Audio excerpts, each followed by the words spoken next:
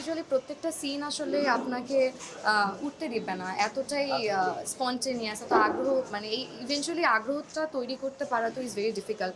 আলহামদুলিল্লাহ, অবশ্যই খুব ভালো একটা সময় যাচ্ছে।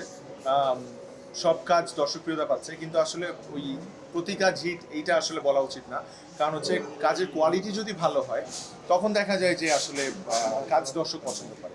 আর ওয়ার্ড অফ মাউথ বলে একটা কথা আছে, যেটা হচ্ছে আমরা ফিল্মেও দেখি এবং হচ্ছে নাটকের ক্ষেত্রেও সেম, যে আমার একটা কাজ পছন্দ হলো তখন আমার ফ্রেন্ডকে কিন্তু আমি নিজেই বলবো এই কাজটা দেখিস, ভালো হয়েছে, বা আমি ফ্যামিলি মেম্বারদের কাছে সাথে শেয়ার করবো।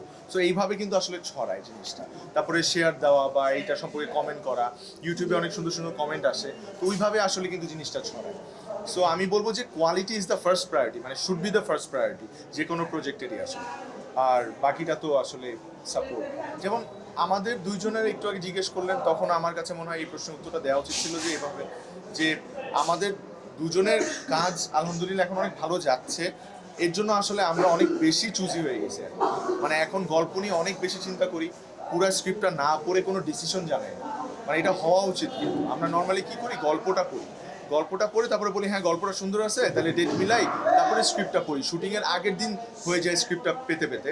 তো তখন কি হয় যে আমার আসলে লাস্ট মোমেন্টে স্ক্রিপ্ট পছন্দ না হলে আমরা ক্যান্সেলও করতে পারি না। কিন্তু এটা হওয়া উচিত না, that is a very bad practice. আমার কাছে মনে হয় গুড প্র্যাকটিস যে আগে পুরো স্ক্রিপ্টটা পড়ে ফেলবো, তারপরে আসলে আমরা ডেট নিয়ে কথা বলবো, এটা হওয়া উচিত। ভাইয়া যেটা বললো, আসলে দিন শেষে স্ক্রিপ্টটা ভাইয়া খুব ইম্পর্টেন্ট। অনেক সময় আমরা সিনোপসিস করে গল্পের মেইন জিনিসটা বুঝি, কিন্তু তারপরে সংলাপ পছন্দ হয় না, বা স্ক্রিপ্টে আসলে স্ক্রিন প্লে ওয়াইজ আসলে মনোটোনাস লাগে। আবার কিছুক্ষণ আগে আমরা একটা কথা বলছিলাম যে 2 ঘন্টার কন্টেন্ট যেন তো সম্পর্কের গল্প is a very long content, বা তারপরেও মানুষ এক বসায় দেখে উঠছে।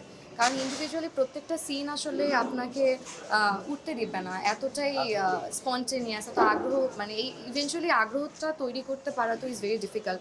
আর এটা আসলে স্ক্রিপ্ট পুরোপুরি না পড়া পর্যন্ত বোঝাও যায় না। কিন্তু আমার আমার একটা এক্সপিরিয়েন্স বলতে পারি, সেটা হচ্ছে মিঠু আপু is a very strong performer. এতটাই স্ট্রং পারফর্মার যে সে যখন এ ধরনের ইমোশনাল সিকোয়েন্স করে, কান্নার সিকোয়েন্স করে, আমি পার্সোনালি যেটা ফেস করেছি সেটা হচ্ছে কোনো শটে, মাস্টার হোক সেটা ক্লোজ শট হোক, কোনো শটেই আমার আসলে গ্লিসারিন লাগে না। সো আমি এত ফিল করতে পারি ওনার ডায়লগ, এবং আই এম প্রিটি শিওর অডিয়েন্সও এটা ফিল করতে পেরেই চোখের পানি ঝরিয়েছে, যে হচ্ছে সে এত সুন্দর করে ডায়লগ বলে, কলিজায় গিয়ে বিধে। সো তখনও শুটিংও আমাদের করেছে যে আসলে গ্লিসারিন ছাড়া বা কোনো অন্য কোনো জিনিস ছাড়া আমরা আসলে কান্না করছি ন্যাচারালি। কোয়াক্টার যদি আসলে ভালো হয় তাহলে এমনি আপনার রিয়াকশন চলে আসবে ন্যাচারালি। আপনার গল্পে সবাই যদি ইনভলভমেন্ট থাকে, ন্যাচারালি আসলে ডেলিভারিটা হবে, তখন আসলে ফিল করেই করা যায়, তখন আসলে গ্লিসারিনের প্রয়োজন হয় না।